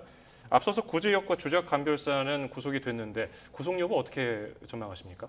예, 우선은 그 범죄 혐의에 상당한 소명이 있는지가 쟁점이 될 것으로 보입니다. 그런데 지금 이 최모 변호사 같은 경우에는 공갈죄 그리고 공갈 방조 그리고 강요죄 이렇게 세 가지가 주된 쟁점으로 된 것으로 보이는데 이 공갈죄 같은 경우가 이 쯔양 씨 측에 이 부분 과거를 폭로하지 않은 것 관련해서 2,300만 원 가량을 받았다는 부분이 있는 것이고 예. 또 이제 공갈 방조 같은 경우가 이 유튜버 구제역이 이 쯔양 씨에 대해서 협박을 하는 것에 있어서 방조를 했다, 정보를 제공했다 이런 부분이거든요. 그럼 이 부분 관련해서는 지금 현재 보도되는 내용들을 봤을 때는 범죄 혐의에 상당한 그 의심을 할 수 있는 증거가 마련되어 있지 않을까라는 추측이 되는 부분이 있어서 일단 혐의는 있다라고 만약에 법원에서 본다고 가정을 해본다면 그 다음엔 증거인멸이나 도주의 우려 부분을 봐야 되는 것인데 이게 만약에 혐의에 소명이 됐다고 하더라도 증거인멸이나 도주의 우려가 없다라고 한다면 기각이 될 수도 있는 것이고 예. 그리고 만약에라도 혐의 자체가 소명되지 않았다고 볼 수도 있는 거거든요. 저희가 지금 보도된 내용과 달리 이 증거가 사실은 명확하지 않을 수가 있습니다. 그리고 사실관계가 다를 수도 있는 것이고요. 그렇다 보니까 그런 부분까지도 법원에서 보고 판단을 하지 않을까 생각이 되고 이제 카라큘라 같은 경우에는 공갈 방조가 가장 주된 내용인 것으로 보이는데 이 공갈 방조와 관련해서 이게 어디까지 공갈 방조로 볼 수 있는지를 좀 봐야 될 것 같습니다. 현재 지금 공개된 녹취의 음성만 가지고 방조라고 볼 수 있는지에 대해서는 지금 법조계에서도 조금 의문이 있다는 부분이 있기 때문에 그 외 추가적인 증거가 있는 것인지가 중요하지 않을까 생각됩니다. 예, 여기에 더해서 또 다른 유튜버죠. 가로세로 연구소와 이제 쯔양의 법적 다툼도 시작이 됐는데요. 쯔양이 자신에 대한 반박 증거를 또다시 이제 공개했는데 이 부분 법정에서 얼마나 이제 증거로서 효력이 있을까요?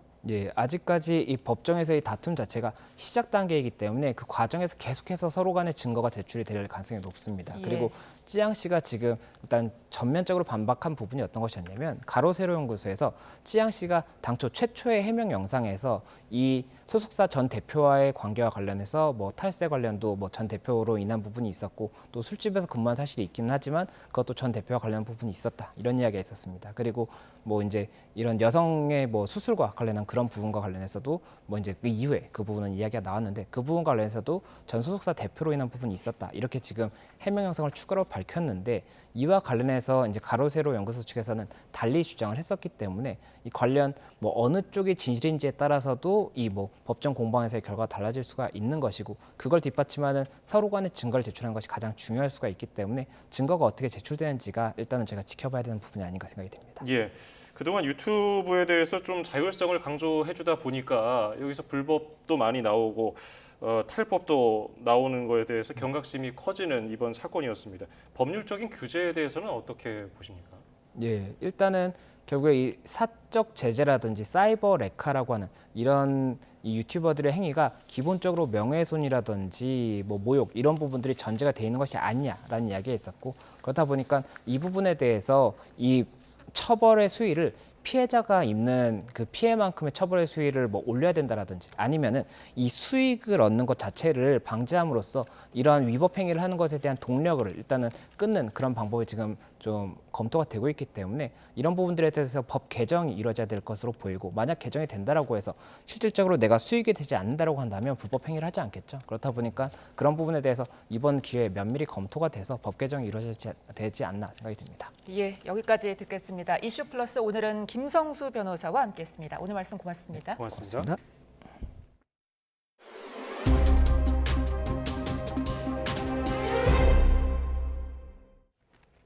미국발 악재에 우리 주가가 급락했습니다. 코스피는 3% 넘게 빠지며 4년 만에 최대 낙폭을 기록했습니다. 이영권 기자입니다.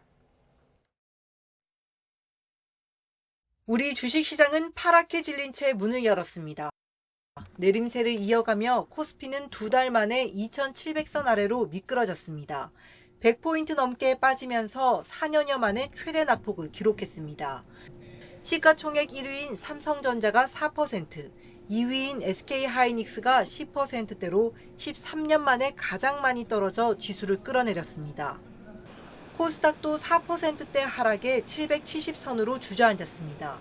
밤사이 발표된 미국 경제 지표가 시장 예상치를 밑돈 영향이 컸습니다. 경기 침체 우려에 투자 심리가 얼어붙으면서 위험자산 회피 심리가 커져 원화값도 떨어졌습니다.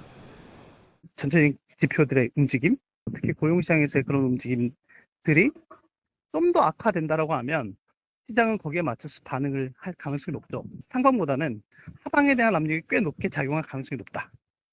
다만 전문가들은 낙폭이 과도하다며 지금 같은 추세가 이어지진 않을 거라고 내다봤습니다. 변동성이 커진 가운데 오르내림을 반복할 가능성이 크다는 의견이 지배적입니다. 흐름들의 흐름을 보면은 엔캐리 트레이드 영향이 좀 큰 것 같아요. 좀 진정적이 된다면 좀 더 분위기 반전 나올 수 있다라고 생각하고 있고, 하락 추세로 가서 계속적으로 떨어지는 그림은 아니라고 생각하고 있고요. 크게 휘청인 주가에 대통령실도 이례적으로 입장을 냈습니다. 이번 하락장은 일시적인 현상이라며 조금 지나면 회복될 것이라고 시장을 달랬습니다. YTN 이영훈입니다. 대통령실 고위 관계자는 최근 부동산 가격 상승과 관련해 오는 15일 이전 공급 확대 위주의 부동산 종합 대책을 발표할 예정이라고 밝혔습니다. 대통령실 고위 관계자는 오늘 기자들을 만나 서울 집값이 강남 3구와 마용성 위주로 많이 오르고 있고 최근 올라가는 속도가 조금 가파른 것으로 보인다며 이같이 말했습니다.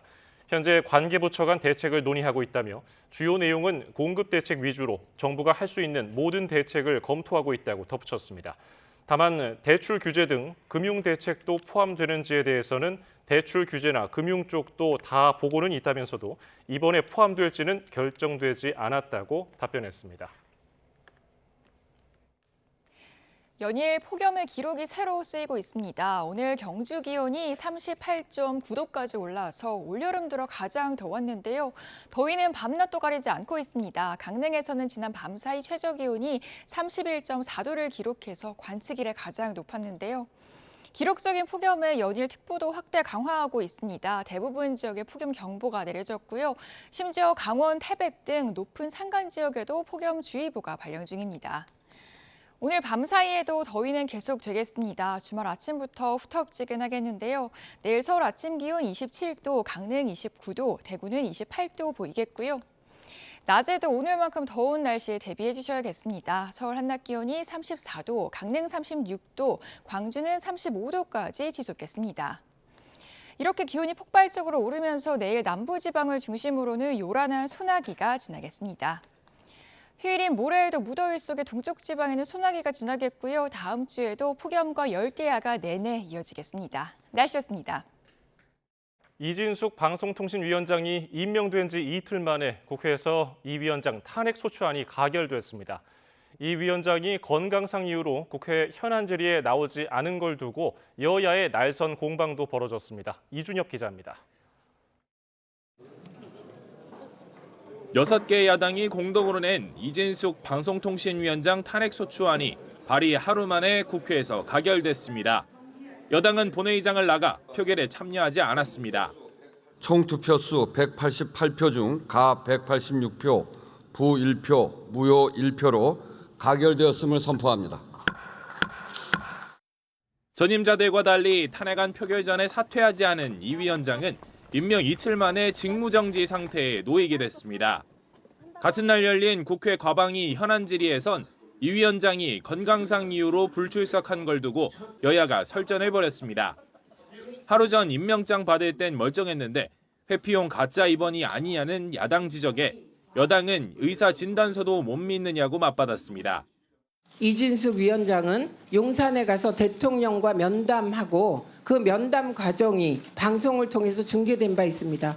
그것을 고려할 때 저희는 이 불출석 사유서를 승인할 수가 없었습니다.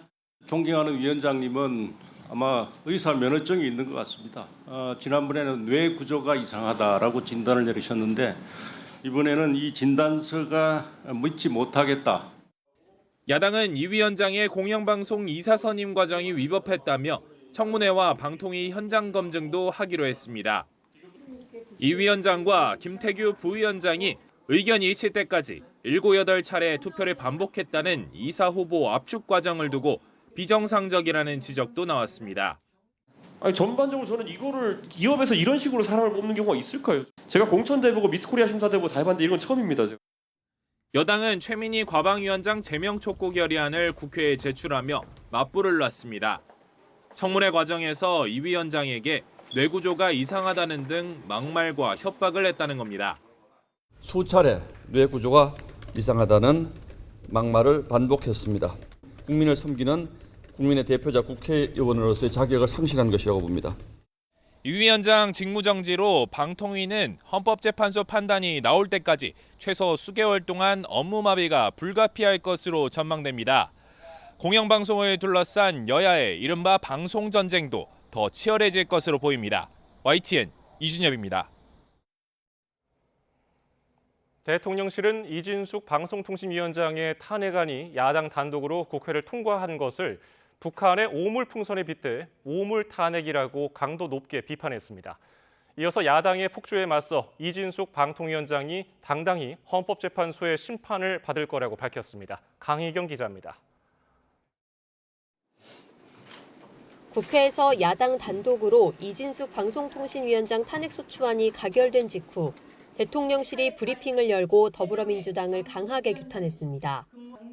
대통령실은 단 하루 만에 방통위원장이 어떤 중대한 헌법 법률 위반 행위를 저질렀다는 것이냐며 탄핵안 강행 처리에 깊은 유감을 표한다고 밝혔습니다.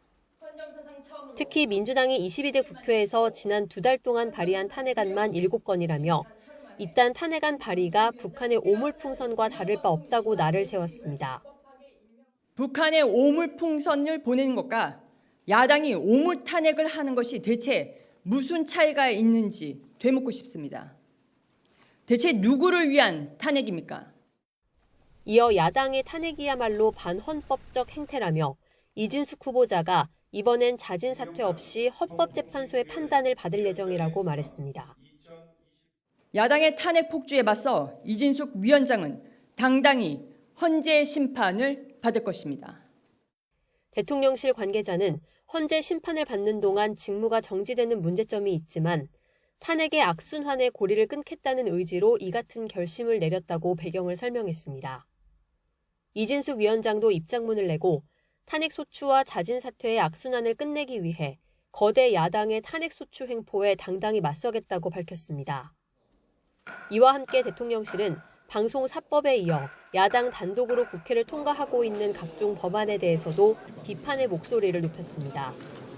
25만 원 지원법은 국회가 법률을 통해 행정부의 예산을 강제한다는 점에서 위헌 소지가 있고 노란봉투법은 불법 파업 조장법으로 불릴 만큼 아우성이 거세다고 지적했습니다. 대통령실은 위헌이나 위법 소지가 있는 법안에 제2요구권을 행사하는 건 대통령의 의무이자 책임이라고 강조했습니다. 이에 따라 방송사법을 시작으로 25만 원 지원법과 노란봉투법까지 이르면 다음 주부터 거부권 전국이 다시 본격화할 거란 전망이 나옵니다. YTN 강희경입니다. 국회 과학기술정보방송통신위원회가 오는 9일 방송장학청문회를 열기로 했습니다. 과방위는 전체 회의에서 여당의 반대 속에 야당 주도로 불법적 방송문화진흥회 이사 선임 등 방송장악 관련 청문회 실시 계획서를 의결했습니다. 이진숙 방송통신위원장이 취임 첫날인 지난달 31일 2인 체제에서 MBC 대주주 방송문화진흥회와 KBS 이사를 선임한 과정을 검토하겠다는 게 이번 청문회 목적입니다. 국민의힘은 탈북민인 박충권 의원을 향해서 전체주의 국가 출신이라고 비난한 민주당 소속 최민희 과학기술정보방송통신위원회 위원장의 국회의원직 제명 촉구 결의안을 오늘 제출했습니다. 당 소속 의원 108명 전원이 서명한 제명 촉구 결의안에는 최 위원장이 해당 발언으로 북한 이탈 주민 3만 4천 명의 인격과 존엄성을 훼손하는 등 국회의원으로서 자격이 있다고 보기 어렵다는 내용이 담겼습니다. 금리 인하 기대감에 급등했던 뉴욕 증시 3대 지수가 하루 만에 큰 폭으로 하락했습니다. 예상보다 경기 흐름이 더 나빠졌다는 신호들이 잇따라 나오면서 투자 심리를 위축시켰습니다. 박영진 기자입니다. 금리 인하 개시 가능성을 강하게 시사한 파월 연준 의장의 발언에 급등했던 뉴욕 증시가 하루 만에 일제히 큰 폭으로 하락했습니다. 다우지수와 S&P 500은 1% 넘게 빠졌고 나스닥 지수는 2.3%나 떨어졌습니다. 경기 흐름이 예상했던 것보다 더 나빠졌다는 신호를 보내는 지표들이 잇따라 나왔기 때문입니다.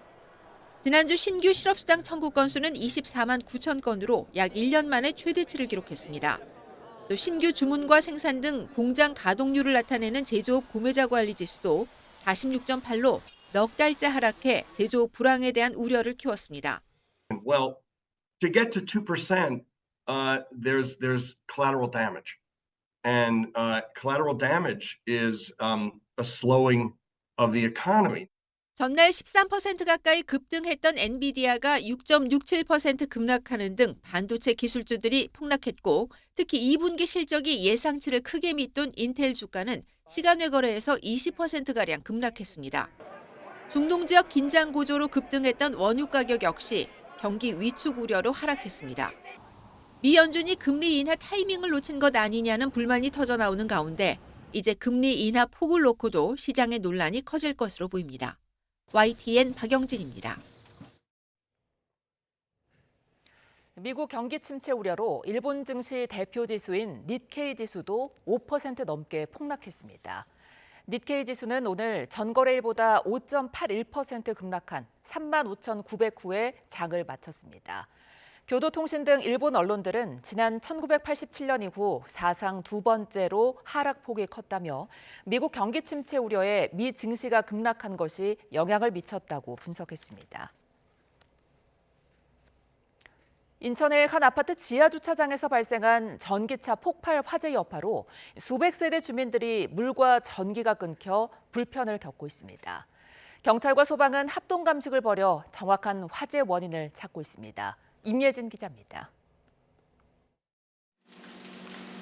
사방이 컴컴한 주차장, 까만 재를 뒤집어 쓴 차량이 늘어서 있습니다.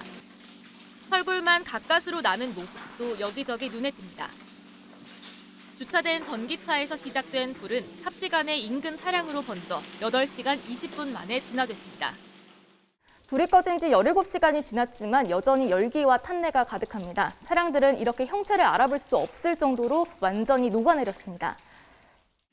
차량 40여 대가 완전히 불에 탔고 열에 손상되거나 그을린 차량도 100여 대에 이릅니다. 차가 전소된 차량 바로 얼마 안 된 곳에 제 차가 주차돼 있어가지고 제 차가 일단 많이 녹았어요. 지금은 제 차량이랑 제 바이크랑 저희 누나 차가 다 그쪽에 있어가지고 걱정을 많이 했죠.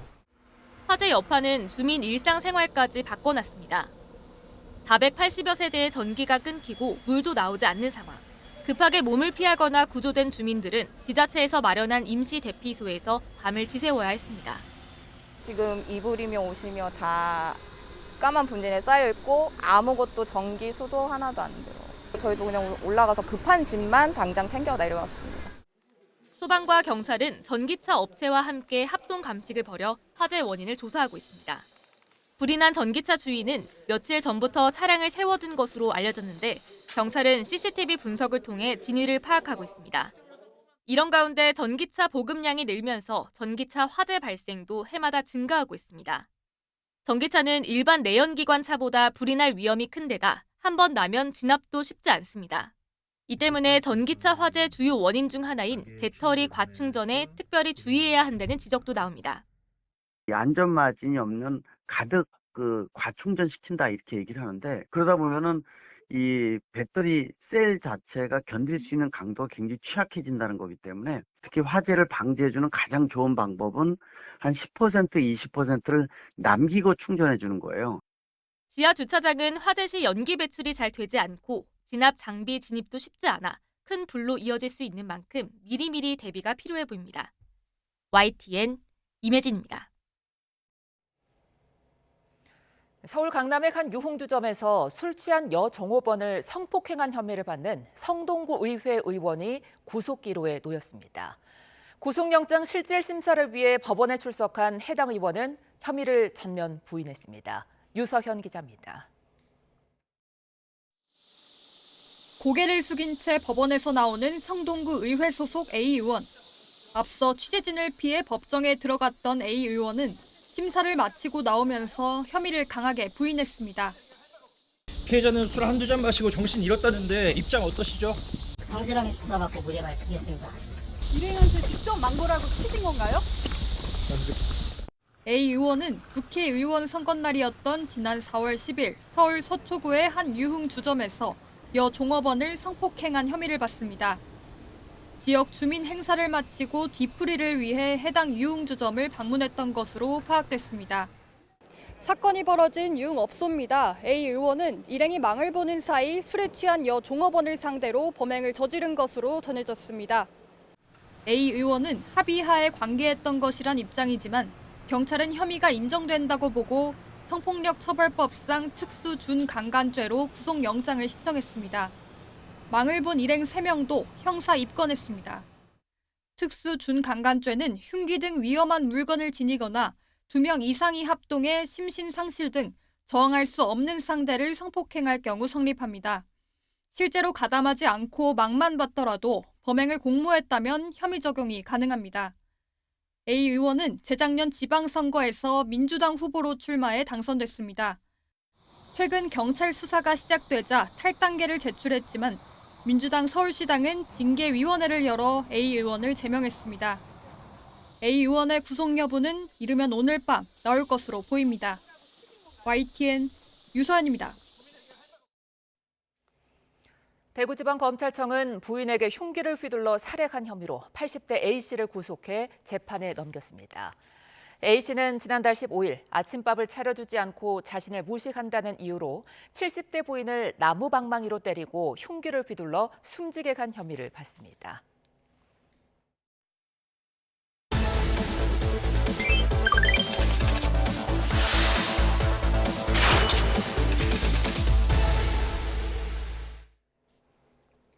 뉴스플러스 오늘의 경제픽입니다. 지난달 신선식품지수가 1년 전보다 7.7% 증가하면서 여전히 높은 수준을 보였지만은 상승폭은 다소 둔화한 것으로 나타났습니다. 신선식품지수는 지난 2월 상승률이 20%까지 크게 올랐다가 점점 줄고 있는 추세입니다. 지난달에 이어진 장마와 폭염은 농작물 가격에 어떤 영향을 미칠까요? 한국농촌경제연구원이 농업관측 8월호 보고서를 통해서 이달 주요 과채류 가격 전망을 발표했습니다. 배추 도매 가격은 20% 가까이 오를 것으로 예측됐습니다. 2019년부터 지난해까지 평년 가격보다는 무려 30% 비싼 가격입니다. 여름 배추 재배 면적이 줄면서 공급이 줄어든 영향인데 이 같은 배추 가격 고공행진은 다음 달에도 이어질 거라는 분석입니다. 지난해 공급이 줄면서 가격이 급등한 사과는 품목에 따라서 30에서 40%가량 저렴해질 것으로 예측이 됐습니다. 하지만 배는 1년 전보다 13%가량 비싸진다는 전망입니다. 지난달 사과와 배 등 과일 가격의 고공행진이 여전했던 만큼 이번 달 가격 예측이 얼마나 맞을지 주목되는데요. 소비자 물가는 넉 달 연속으로 2%대 상승률을 유지하며 안정 흐름이 이어졌습니다. 정부와 한국은행은 추가 충격이 없다면 8월부터 물가가 2%대 초중반의 둔화 흐름을 보일 것으로 전망했습니다. 오인석 기자입니다. 통계청은 지난달 소비자 물가가 1년 전보다 2.6% 올랐다고 발표했습니다. 물가는 지난 4월 2.9% 상승률을 기록한 이후 넉 달째 2%대 안정된 흐름이 이어지고 있습니다. 물가의 기조적 흐름을 보여주는 근원 물가는 식료품과 에너지 제외 지수가 2.2%, 농산물과 석유류 제외 지수는 2.1% 상승했습니다. 가계 지출 비중이 높은 품목들로 구성돼 체감 물가에 가까운 생활 물가는 3.0% 올랐습니다. 국제 유가 상승과 유류세 인하분의 일부 환원으로 석유류 가격은 8.4%가 올라 21개월 만에 최대폭 상승했습니다. 농산물이 9% 오른 가운데 사과는 39.6%, 배는 154.6% 올라 과일 가격의 고공행진은 계속됐습니다. 특히 배는 통계조사 이래 가장 높은 상승률을 기록했습니다. 국제 유가가 국제 정세에 따라서 변동하기 때문에 그 부분들이 어떻게 되는지 좀 지켜봐야 될 것이고 농산물 같은 경우는 날씨의 영향을 받기 때문에 날씨에 따라서 어떻게 되는지 좀 지켜봐야 할 것 같습니다. 정부는 소비자 물가가 넉 달 연속 2%대를 유지하고 지난달 근원 물가도 2.2% 상승해 물가 안정 흐름이 이어지고 있다고 판단했습니다. 한국은행도 유가 오름세와 집중호우 같은 일시적 요인으로 지난달 물가가 소폭 상승한 것으로 분석했습니다. 정부는 추가 충격이 없다면 8월부터는 2%대 초중반 물가 둔화 흐름이 재개될 것으로 예상했습니다. 중동 정세 관련 국제유가 동향을 예의주시하면서 필요시 상황별 대응 계획에 따라 적기 대응하는 한편 알뜰 주유소를 연내 40개 선정하는 등 석유류 가격의 구조적 안정 노력도 지속하겠습니다. 정부는 최근 가격이 상승한 배추와 무의 수급 안정을 위해 비축 물량을 하루 300톤 이상 방출하고 배추를 30% 할인된 가격에 대형 마트에 공급하고 있다고 밝혔습니다. YTN 오인석입니다. 이란의 수도 테헤란 한복판에서 대통령 취임 행사에 초청된 하마스 최고 지도자가 암살되면서 중동 정세가 일촉즉발의 상황으로 치닫고 있습니다. 동시에 최고 수준의 보안과 경계를 뚫고 어떻게 암살이 가능했는지를 놓고도 논란이 커지고 있습니다. 보도에 유투권 기자입니다. 하마스의 1인자 하니에가 암살된 숙소라고 뉴욕타임스가 공개한 사진입니다. 6층 건물의 한쪽 면만 검게 그을리고 아래쪽에 잔해가 떨어져 있습니다. 바로 옆방엔 또 다른 팔레스타인 무장단체 이슬라믹 지하드의 지도자가 묵고 있었지만 무사한 것으로 전해졌습니다. 하니에만을 겨냥해 정교한 방식으로 암살이 이루어졌음을 알 수 있습니다.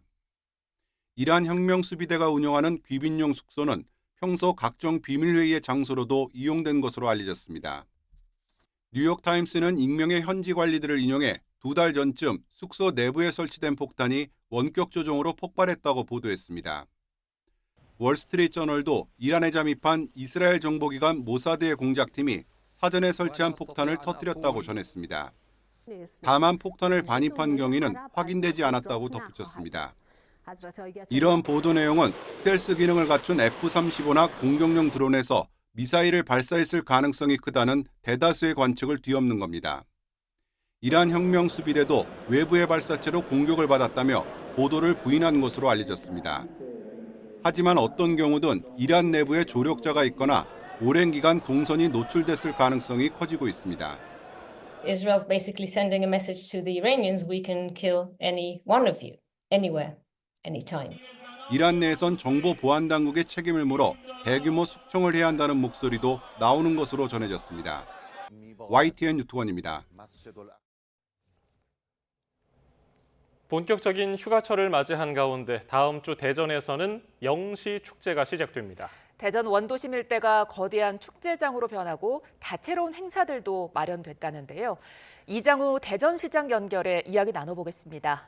이 시장님 안녕하십니까? 네, 안녕하십니까. 대전시장 이장우입니다. 예, 반갑습니다. 일단 휴가철이 됐는데요. 다음 주에 개막하는 영시 축제가 어떤 축제인지부터 소개를 해주시죠. 대전을 중심으로 아주 유명한 노래가 대전 브루스지 않습니까? 거기에서 착안해서 대전 원도심에서 9일간 하는 행사입니다. 특히 이 원도심의 경제 활성화 그리고 나아가서 대전 브랜드 육성을 위해서 강력하게 추진하고 있고요. 지난해에 110만 명이 오셔서 경제 한 1,700억 정도의 경제 효과를 내는 아주 대형 축제고요. 금년에는 지난해에 여러 가지 단점까지 보완해서 금년에는 200만 명의 방문객 그리고 3천억의 경제 효과를 누리려고 하는 대전을 대표하는 축제입니다.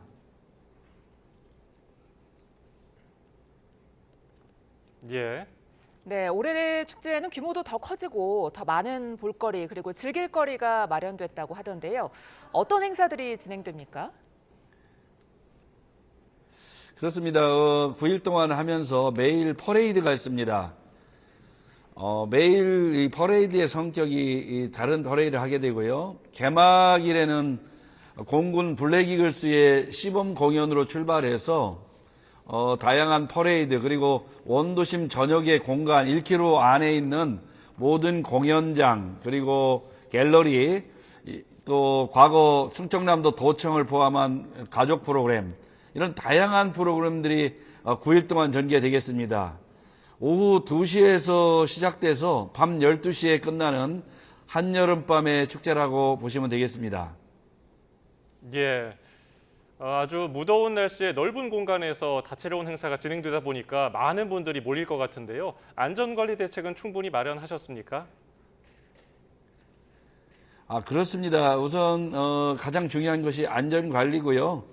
저희는 스마트 선별 시스템으로서 평방미터당 한 2명 내외로 관리를 하기로 했고요. 또한 1,400명의 질서요원이 활동하게 됩니다. 그리고 경찰, 소방, 또 대전시의 공직자들이 세밀하게 관리를 하게 되어 있고요. 140대의 CCTV가 철저하게 밀집도를 감시하면서 저희가 안전관리에 최선을 다할 생각입니다. 예, 이번에는 시정 이야기 좀 해보겠습니다. 민선 8기 들어서 시장님께서 내세운 시정 9호 인류 경제도시 대전인데요. 이유가 있으십니까? 그렇습니다. 대전이 과학 수도이기도 하고요. 또 혁신 기술을 쏟아내는 도시인데요. 혁신 기술에 비해서 지역의 산업화가 많았지 않았기 때문에 도시의 규모보다 경제 규모가 크지 않았습니다. 그래서 저희는 A, B, C, D, QR 6대 전략을 구사하고 있습니다. 에어로스페이스 A, 그리고 B는 바이오 헬스케어, C는 반도체, 그리고 D는 국방산업, 그리고 Q는 퀀텀입니다. 양자산업, 그리고 R은 로봇입니다. 6대 전략 사업을 지금 전략적으로 키우고 있고요. 특히 바이오 같은 경우는 지금 25개가 상장되면서 급팽창하고 있는데 대전에 바이오 기업이 300개가 뛰고 있습니다. 지난 5년 동안 기술 수출로 벌어들인 돈만 19조 2천억 가까이 됩니다. 저희는 6대 전략 사업을 바탕으로 해서 대한민국이 G2로 가는 과정에서 대전의 역할을 확실히 정립했습니다. 그래서 대한민국을 넘어서 세계적인 과학기술을 기반한 경제도시로 저희가 추진하고 있습니다. 예, 앞으로의 대전이 더 기대가 되는데요. 지난해 대전광역시의 가장 큰 성과로는 나노 반도체 국가산업단지 지정을 빼놓을 수가 없을 것 같습니다. 기업 유치를 위해서 500만 평이 넘는 신규 산업단지 조성을 추진하고 있다고 들었습니다. 관련 내용도 좀 설명해 주시죠. 그렇습니다. 지난해에는 저희가 방위사업청 대전 이정, 그리고 세계적인 제약사인 머크사 대전 공장을 유치했습니다. 또한 기업들 한 80개 가까이를 유치를 했고요. 저희는 그런 과정에서 그동안 산업용지가 좀 부족했습니다. 그래서 535만 평의 산업용지를 구축 중에 있는데 저희가 160만 평의 나노 반도체 국가산단을 받았고 기회발전 특허 그리고 바이오 특화 단지 지정을 받음으로써 대전이 경제도시로 육성하는 데 큰 기반을 갖췄습니다. 예, 최근에는 정부가 비수도권 투자 확대를 위해서 추진하는 기회발전 특구에 대전이 신청한 2곳 모두가 지정됐는데요. 여기에 대전이 바이오 특화단지에도 선정돼서 대전의 바이오 산업이 새로운 도약의 계기를 마련했다고요? 그렇습니다. 이 기회발전 특구는 수도권에 있는 기업들이 지역으로 이전했을 때 세제나 그리고 여러 가지 규제 혜택 그리고 재정 지원 이런 것들이 포함되어 있기 때문에 많은 기업들이 대전으로 이전해오리라고 보고 있습니다. 그래서 저희는 특히 국방산업, 아까 얘기한 바이오 산업까지 전략 사업을 적극적으로 키우는데 이 기회발전 특구 지정된 것을 저희가 적극적으로 새로운 기회로 삼으려고 하고 있습니다. 또한 바이오 특화 단지는 좀 전에 말씀드린 것처럼 대전광역시가 혁신 기술로 무장되어 있는 바이오 기업들이 300개가 정도가 뛰고 있습니다.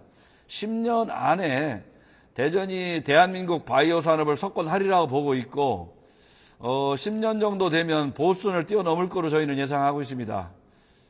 그래서 저희는 12만 평의 바이오 혁신 특화단지를 지금 조성을 계획하고 있고요. 이를 포함해서 270만 평의 바이오 특화단지를 키워서 대전의 미래 성장 동력 그리고 대한민국의 미래 성장 동력을 함께 도모할 생각을 갖고 있습니다. 예.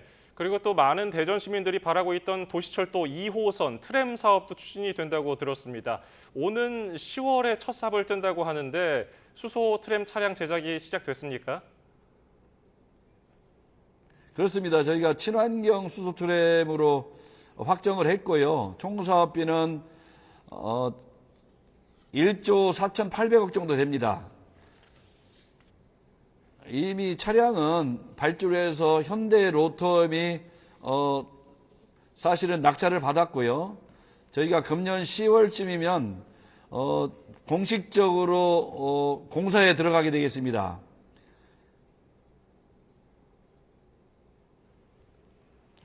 예, 끝으로 우리 시청자분들께 한 말씀 부탁드립니다. 네, 대전광역시는 도심 브랜드 평가 서울을 넘어서 대한민국 도시 중에 1위에 올랐고 삶의 만족도 연속 금년 4개월 1위에 올랐습니다. 그리고 혼인율도 대한민국 시도 중에 44% 증가하면서 1위를 기록했습니다. 과학기술 혁신 지수는 아시아 1위의 도시고 세계 6위의 도시입니다. 저희는 그런 좋은 여건을 기반으로 해서 대한민국 최고의 경제도시로 또 대한민국 지토로 가는 길목에서 가장 큰 역할을 하는 사실상 대한민국 최고도시로의 꿈을 꾸고 있습니다. 많이 응원해 주시고 또 많은 시민들 협조해 주시면 감사하겠습니다. 예, 오늘 말씀 잘 들었습니다. 오늘 말씀 여기까지 듣도록 하고요. 지금까지 이장우 대전시장이었습니다. 말씀 고맙습니다. 네, 감사합니다.